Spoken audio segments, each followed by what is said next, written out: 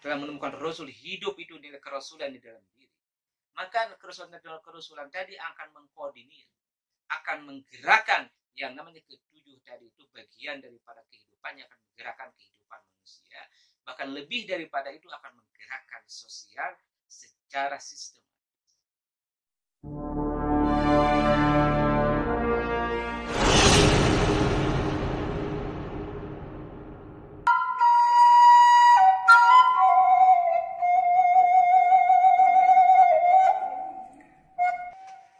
Assalamualaikum warahmatullahi wabarakatuh.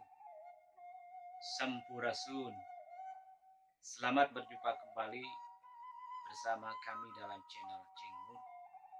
Kami senantiasa mendoakan kepada para sahabat semua agar Allah curahkan rezeki, begitu juga agar Allah turunkan kesehatan kepada para sahabat semua, sehingga bisa beraktivitas sebagaimana biasanya dan menjalani kehidupan sesuai dengan apa yang telah Allah tulis di zaman Tajalli, itu sesuai dengan skrip skenario daripada kehidupan setiap diri kita ini. Sahabat yang dimuliakan oleh Allah, dalam pertemuan ini, yaitu khususnya dalam tema ngasak ngaji Sunda Kiwari, kita akan mengaji Sunda, artinya pernak-pernik yang ada dalam falsafah kehidupan Sunda maupun dalam sejarah Sunda, serta terkhususnya tentang budaya yang ada di Sunda yang telah memberikan besar terhadap kehidupan bangsa dan negara ini. Sahabat yang dimuliakan oleh Allah, dalam tema ini kami ingin mengangkat sebuah cerita yang pernah disampaikan oleh sahabat ketika pekan yang lalu, tepatnya pada malam Jumat kemarin, yaitu di Padepokan Rumasa. Padepokan Rumasa ini adalah tempat kami bersilaturahim dengan para sahabat, terkhusus yang ada dari daerah Cibatu, Garut.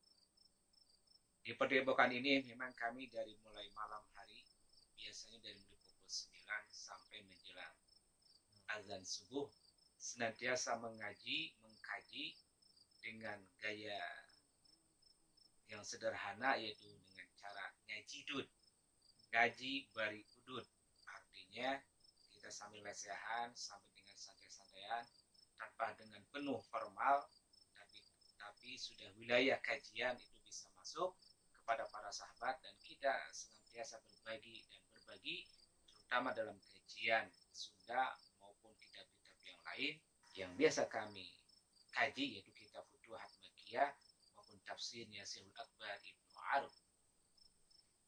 Dalam ngasak ngaji Sunda Kiwari itu ada sahabat lama kami yang kurang lebih 40 tahun lamanya, karena tepat kami berpisah dengan beliau itu tahun 89, itu ketika kami selesai SMP. Dan pada waktu malam itulah kami berjumpa lagi, di alangkah kangennya. Nah, dari pertemuan itu ada sebuah ujaran dari sahabat kami ini mengatakan bahwa dalam dua tahun ini, Ceng, kami beserta keluarga, saya dan beserta istri, itu dipertemukan dengan seorang orang tua lah, boleh dikatakan. Bahkan istri akhirnya bisa menyimpulkan bahwa istri sendiri ini adalah uyutnya. Uyut berarti bapak daripada kakek yang pernah hidup pada tahun sekitar 1810 daripada Masehi. Kemudian dari uyut inilah beliau banyak menerangkan tentang apa yang dimaksud dengan sejarah, terkhusus perjalanan kerajaan Pajajaran. Wah, menarik nih, sambut saya kepada sahabat saya ini, itu berinisialkan D, ya, tulisan D. Menarik yang bilang Kang Dede ini. Saya bilang kalau judulnya tentang Pajajaran, ya, saya juga percaya pun tidak percaya, dalam 2 tahun terakhir ini saya dijalani, dipertemukan dengan berbagai hal yang semuanya diceritakan oleh murid kami ini yang versi istri saya, karena kebetulan istri saya ini berasal dari Cirebon, sahabat.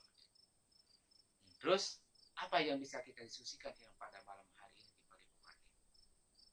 Yang bisa kita diskusikan, kata sahabat ini, kami ingin bertanya, apakah betul perjalanan kami ini seperti itu?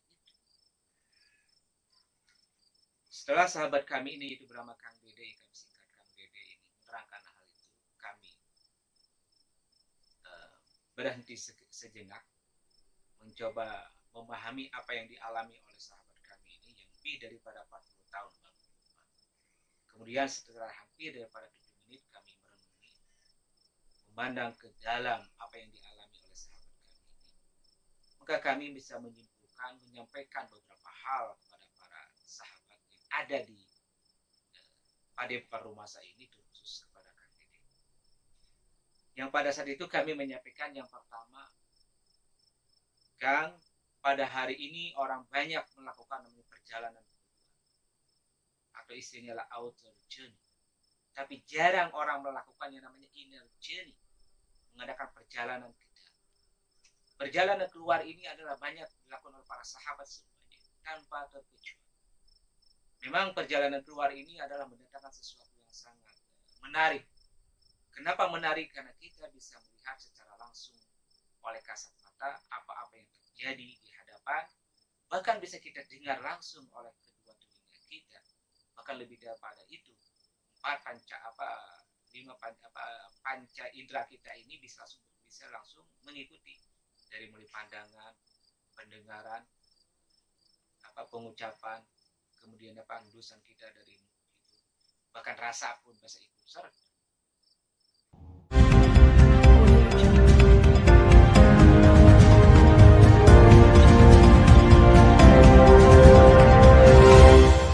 Namun sebenarnya ada lagi yang lebih dahsyat, yang maha dahsyat dari sebuah perjalanan itu adalah perjalanan inner journey. Ini kami yang buka kepada beliau. Outer journey dalam hal ini adalah perjalanan keluar yang dialami oleh Anda, khusus tentang cerita Pajajaran. Bahwa memang cerita sejarah yang namanya historis Pajajaran ini berbagai versi. Kenapa berbagai versi? Karena memang secara tertulis langsung itu tidak ada yang menulis secara langsung. Karena sejarah itu kebanyakan ditulis oleh para penguasa, oleh para pemenang. Jarang sejarah ditulis oleh para yang teraniaya, terkalahkan. Karena akan selalu berbenturan dengan sosialisasi dan publikasi daripada perjalanan sejarah tersebut. Termasuk sejarah Pajajaran demikian berbagai versi. Kenapa berbagai versi? Kami sendiri menemukan ketika kamu bertemu dengan seseorang yang dikatakan ahli dalam sejarah Pajajaran mengatakan A. Begitu kami berjalan ketemu lagi B mengatakan B. Hampir semuanya memiliki versi.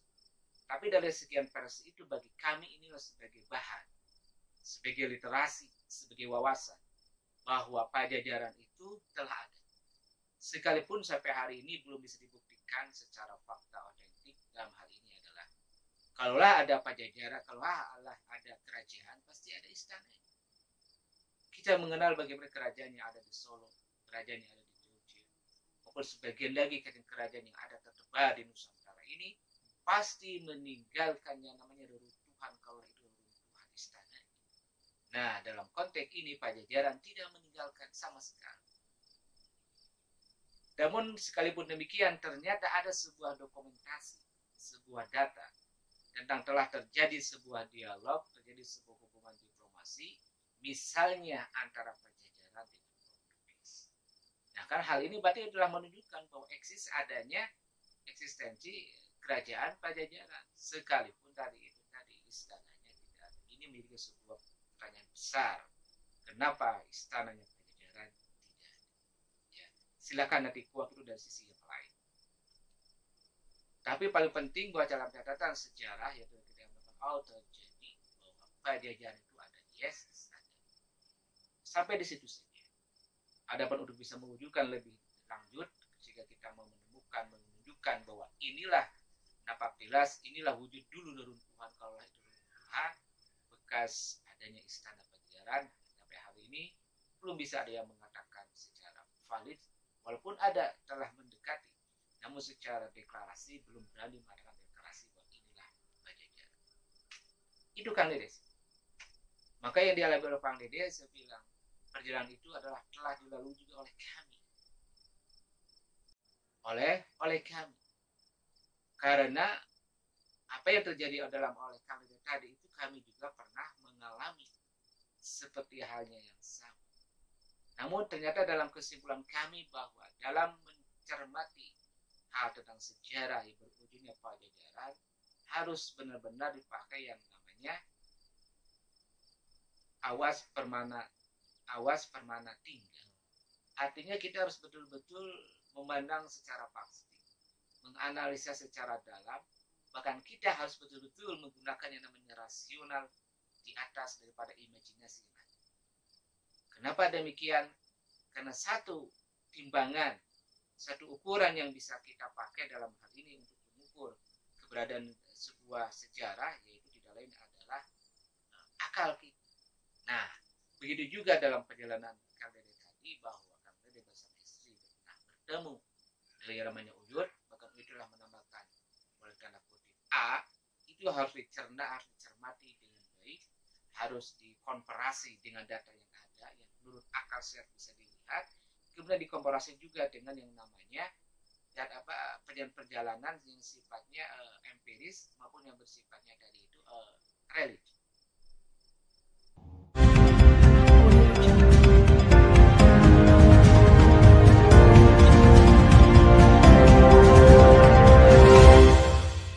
Setelah kita mengamati secara seksama dan menganalisa menggunakan rasionalitas yang sangat tinggi didukung dengan berbagai macam pengetahuan, maka kita bisa menganalisa secara seksama terhadap perjalanan yang dialami oleh Kang Dede.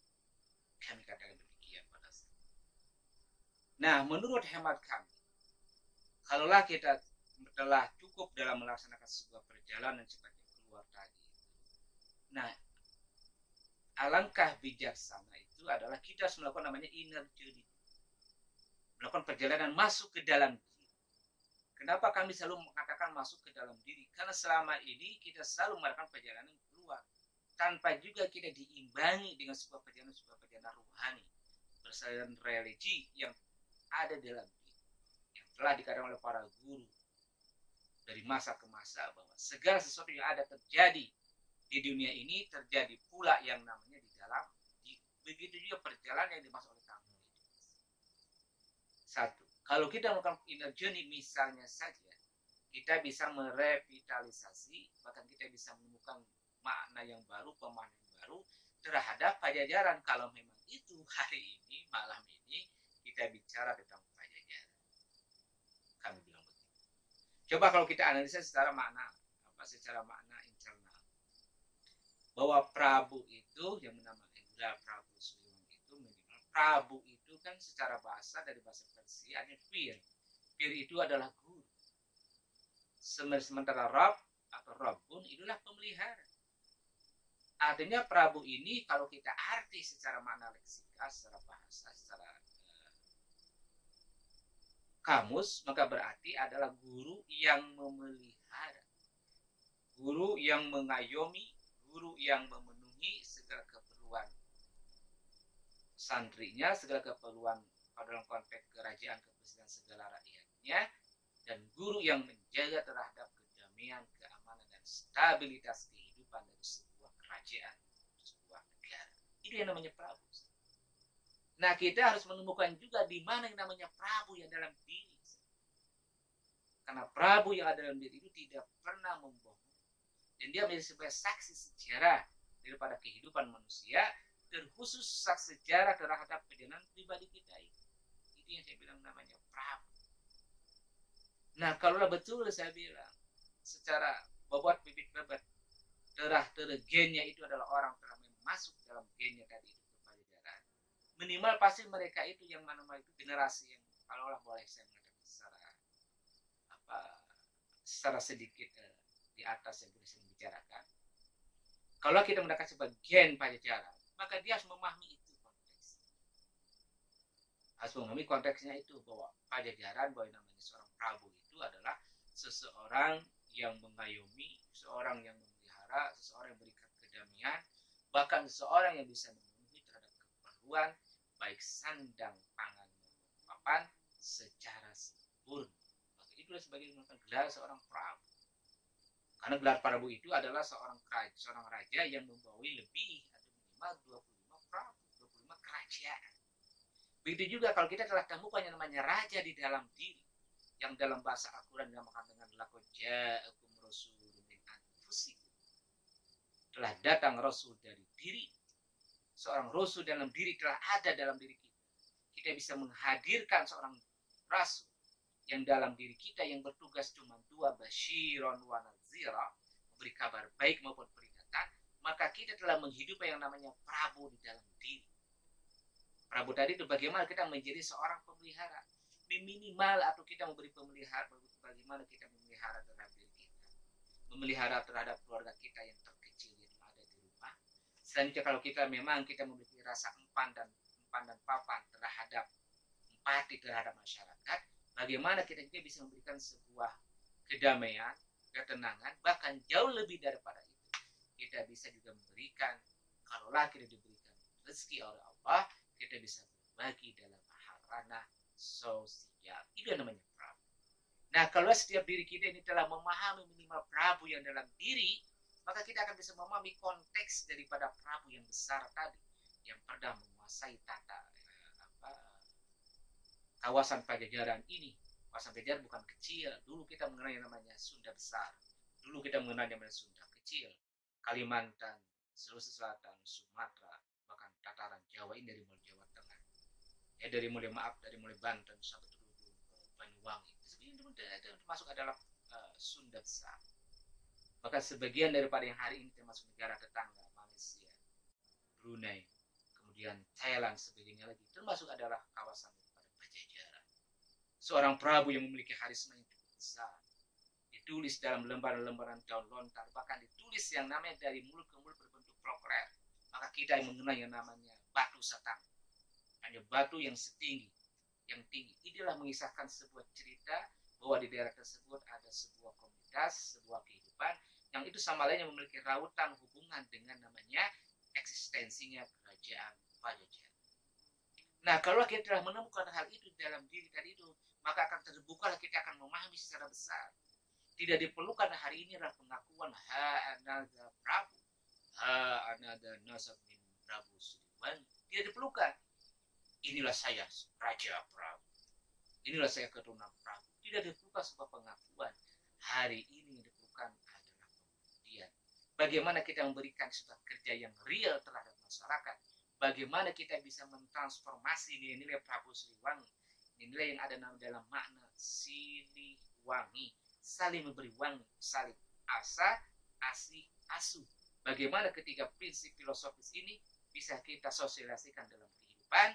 Dan kita senantiasa memberikan contoh kepada masyarakat, kalaulah memang kita terpanggil untuk memimpin, kalau kita terpanggil untuk memelihara, kalaulah kita terpanggil untuk menciptakan kedamaian, ketentraman, bahkan stabilitas keamanan di negeri yang terbesar ini, di negeri yang tercinta yaitu Indonesia. Itu yang kami sampaikan kepada kalian. Alhamdulillah pada saat terjadi dialog cukup intens, sehingga kami tidak terasa dari mulai tepatnya 9 sampai menjelang subuh, saking kangen.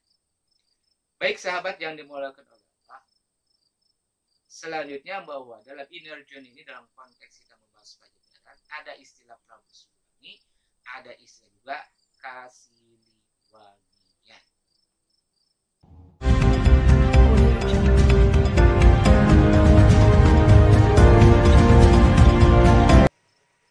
Kasiliwangian ini yang sering diistilahkan kalau kita dalam kajian, namanya kajian kesundaan, setelah kita mengenal Prabu Siliwangi, ada istilah Kasiliwangian. Kasiliwangian ini mungkin sebagian yang kami tahu dan kami pahami, ada istilah 7. Ada 7 orang yang memegang Kasiliwangian, yang meneruskan nilai daripada Siliwangi yang agung. Itu ada 7 orang.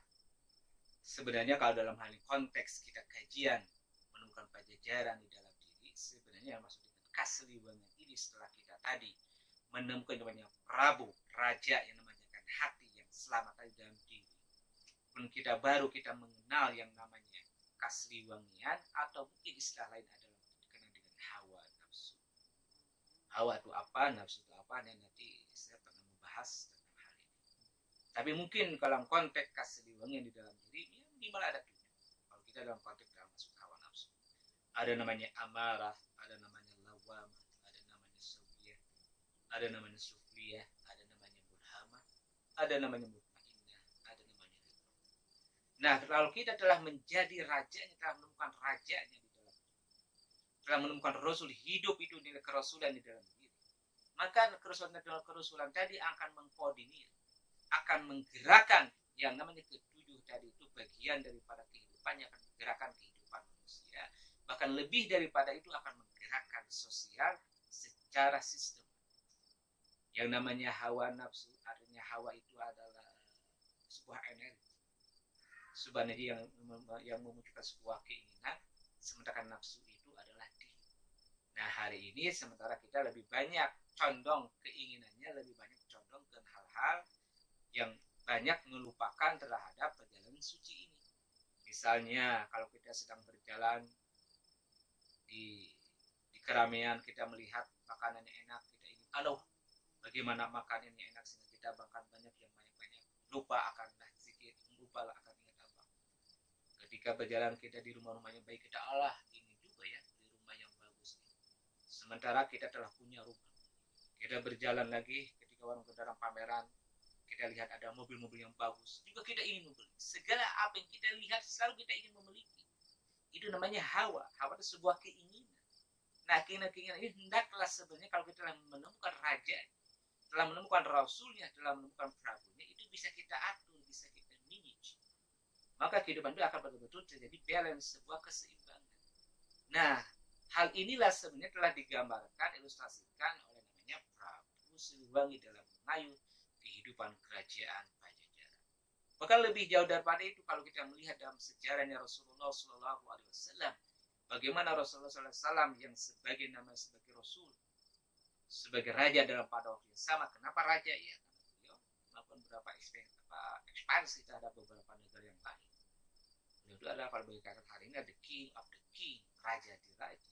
Tapi beliau bisa mengatur, bisa memanage kehidupannya, karena tadi itu bisa mengatur daripada yang apa tadi itu hawa bisa diatur.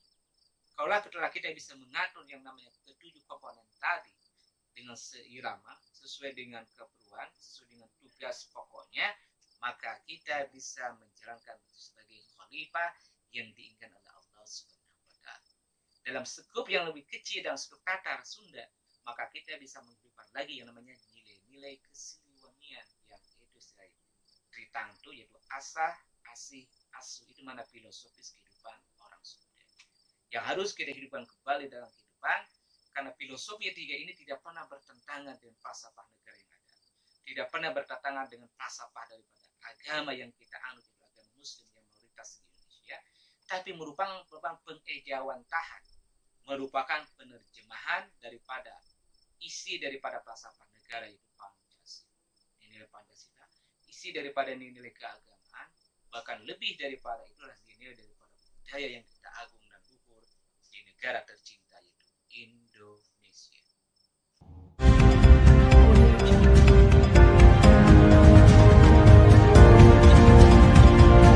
Sahabat para dulu-dulu sengkuring anu dimuliakan, setelah kita melihat dalam konteks secara umum general sejarah Pajajaran, kita bisa lihat dari berbagai literasi. Juga kita masuk ke dalam skup yang lebih kecil, Pajajaran dalam diri. Maka muncul sebuah pertanyaan kita sebagai generasi daripada orang-orang kita terdahulu, daripada para founding father ini, kalau kita bicara founding father negara.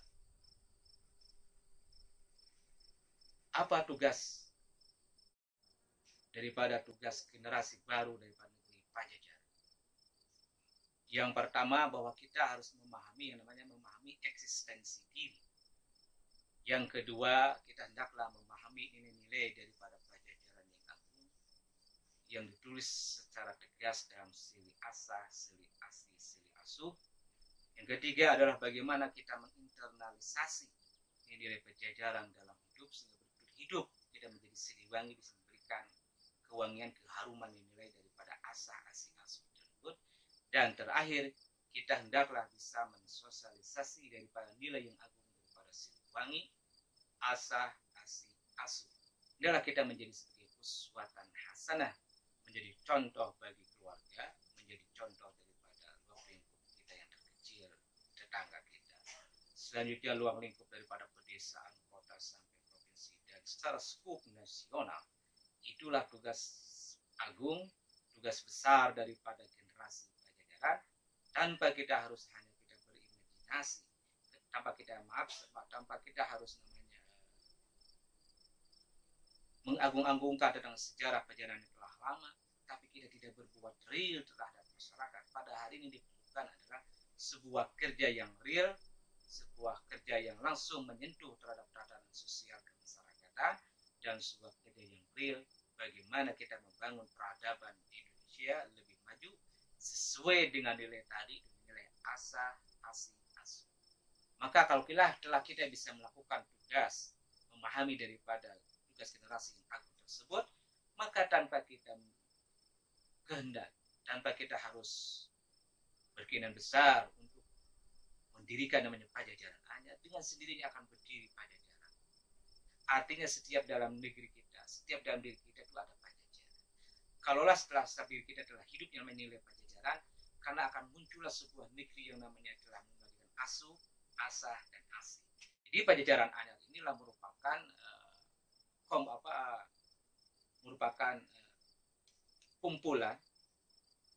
kumpulan daripada nilai Pajajaran yang hidup daripada generasi-generasi yang merupakan cikal bakal daripada akan munculnya Pajajaran yang baru.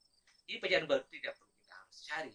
Kalau setiap diri kita ini, khususnya yang mengatakan orang Sunda, bisa menghidupkan nilai Pajajaran, pada dia telah menemukan Pajajaran baru.